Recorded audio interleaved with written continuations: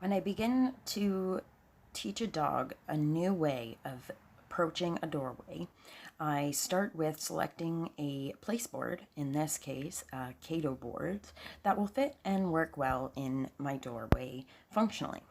So I want the door to be able to open and close, and I want the dog to be able to be comfortable. It could be a bed, it could be a cot, it doesn't really matter at this point. Once I have found a board that will work for this purpose, I introduce my dog to the board separate from the doorway. I want the dog to have a big, strong, and positive reinforcement history with this board. So here I am rewarding Rhodey for being on the board.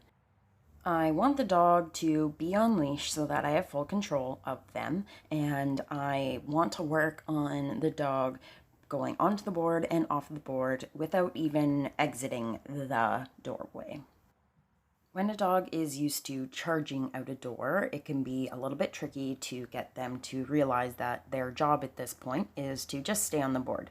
Rhodey is doing pretty well. He's not rushing out the door, but he constantly wants to step off of the board and exit the door when I exit, which is a thing that has been patterned in the past. So what I'm doing right now is whenever he steps off the board, I move my body back towards him to put my physical presence back in his space. If I ever have a dog that does not respond with physical pressure, I will simply use a treat to lure them back into the position. When I step back into his place, you can see that I immediately reward him. I want him to know that being back in the position he was is the correct choice. Don't forget to also verbally mark the behavior when the dog gets to the board. Use your verbal marker for when they have chosen the right choice to stay at the board. When I begin to add motion away from the dog, I do so very slowly and use very tiny steps outside of the door. This can take a lot of time and repetition, but patience is key in this situation. Once the dog is more reliably going to the board and staying at the board for a few steps away, I begin to add in my cues or commands.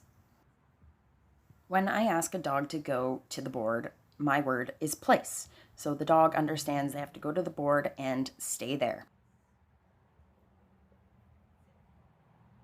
When I begin to step away, I use a second command, wait, and often a hand signal as well, so that the dog will associate this cue with staying in one position while I move my body position.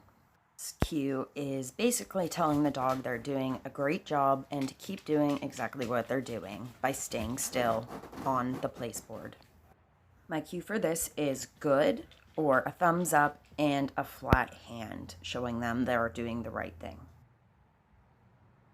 I also want all my dogs to understand a release command. So my release command is break. So that means the dog can immediately leave the position that I've asked them and come to me for a reward. This is where I ask the dog to place.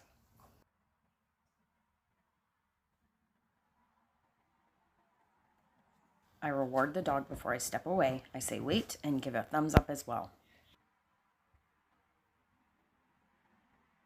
I reward when I return to the board before adding in my release command, break. I also reward the dog when they return to me after the break.